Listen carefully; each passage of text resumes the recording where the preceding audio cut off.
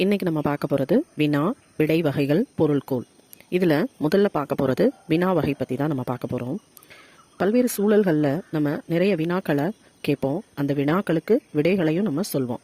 மொழியினுடைய வளர்ச்சி அப்படிங்கிறது என்னென்னா வினவுவதிலும் விடை அளிப்பதிலும் கூட இருக்கிறது. அதாவது ஒரு கேள்வி கேட்குறோம், அந்த கேள்விக்கான பதிலை மற்றவங்க சொல்கிறாங்க. இந்த மாதிரி வினா கேட்குறதுலையும் விடை அளிப்பதுலையும் தான் மொழியினுடைய வளர்ச்சி இருக்குது. அதை பற்றி நன்னூலார் அப்படிங்கிறவர் இந்த பாடப்பகுதியில் நமக்கு விளக்கமாக சொல்லியிருக்காங்க. அதில் முதல் வகை பார்த்தா வினா வகை, அதை பற்றி தான் நம்ம இப்போ பார்க்க போகிறோம். வினா வகை எத்தனை வகைப்படும் அப்படின்னா 6 வகைப்படும். அறிவினா, அறியாவினா, ஐயவினா, கொழல் வினா, கொடை வினா, ஏவல் வினா என்று வினா 6 வகைப்படும். முதல்ல அறிவினா.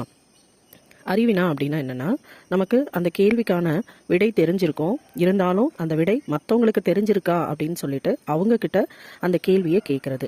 இது எப்படி அப்படின்னா, மாணவர்களிடம் இந்த கவிதையின் பொருள் யாது அப்படின்னு ஆசிரியர் கேட்கறது. ஏன்னா ஆசிரியருக்கு அந்த வினாக்கான விடை தெரியும், இருந்தாலும் மாணவர்களுக்கு அது தெரியுதா அப்படின்னு அவங்கக்கிட்ட வினா கேட்கறதுக்கு பேர் தான் அறிவினா.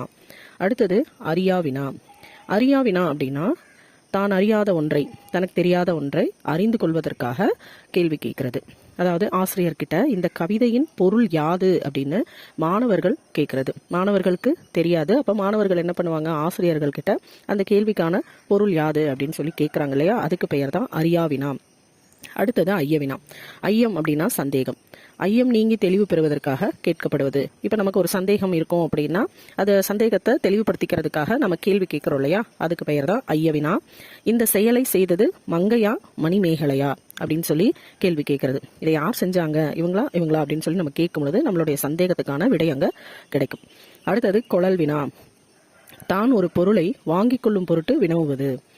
அதாவது ஜெயகாந்தன் சிறுகதைகள் இருக்கிறதா என்று நூலகரிடம் வினவுதல். இப்போ நூலகர்கிட்ட போய் இந்த கதை புத்தகம் இங்கே இருக்கா அப்படின்னு சொல்லி நம்ம கேட்குறோம் இல்லையா, ஏன்னா நமக்கு அது தேவைப்படுது.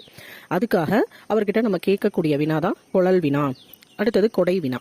பிறருக்கு ஒரு பொருளை கொடுத்து உதவும் பொருட்டு வினவுவது. என்கிட்ட பாரதிதாசன் கவிதைகள் 2 படிகள் உள்ளன, உன்னிடம் பாரதிதாசனின் கவிதைகள் இருக்கிறதா அப்படின்னு சொல்லி கேட்கறது. ஏன் அப்படி கேட்குறோம், ஏன்னா என்கிட்ட 2 இருக்கு, உங்ககிட்ட இல்லை அப்படின்னா உனக்கு கொடுக்கறதுக்காக தான் கேட்கறது. அதுக்கு பெயர் கொடை வினா. அடுத்து கடைசியா ஏவல் வினா. ஒரு செயலை செய்யுமாறு ஏவுதற் பொருட்டு வினவுவது. ஏவுதர் அப்படின்னா கட்டளையா சொல்றது, ஒரு செயலை செய் அப்படின்னு சொல்றது. வீட்டில் தக்காளி இல்லை, நீ கடைக்கு செல்கிறாயா என்று அக்கா தம்பியிடம் வினவி வேலையை சொல்லுதல். இதுக்கு பெயர் தான் ஏவல் வினா. இந்த வினா வகைகளை நன்னூல்ல 2 அடிகளில் கொடுத்துருக்காங்க. அறிவு, அறியாமை, ஐயுறல், கொழல், கொடை, ஏவல் தரும் வினா, ஆறும் எழுக்கார்.